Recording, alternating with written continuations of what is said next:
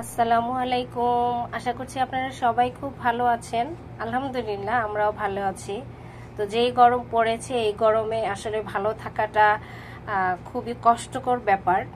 তো তারপরেও বিভিন্নভাবে আমাদের চেষ্টা করতে হয়। তো আজকে আপনাদেরকে একটা জিনিস দেখাবো। আমি আজকে এই গরমে প্রাণ ঠান্ডা করা ম্যাঙ্গো দই বানিয়েছি বাসায়। তো এটা আপনাদেরকে একটু দেখাচ্ছি কেমন হয়েছে।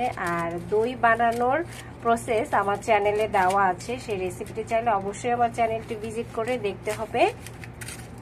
তো আপনাদেরকে একটু দেখাচ্ছি। এটা হচ্ছে গতকাল রাতে আমি বানিয়েছি।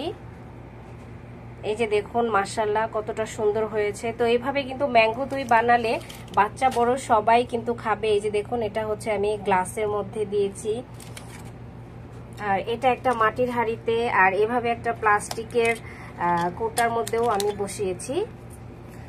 তো মাশাআল্লাহ কতটা সুন্দর জমে গিয়েছে দেখুন। তো এই যে আপনারা কিন্তু এভাবে করে বাসায় খেতে পারেন তৈরি করে।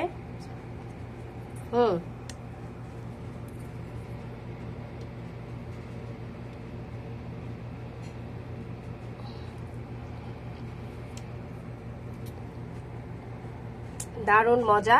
এভাবে আপনারা বাসায় তৈরি করে এই প্রাণ ঠান্ডা করা দই খেতে পারেন।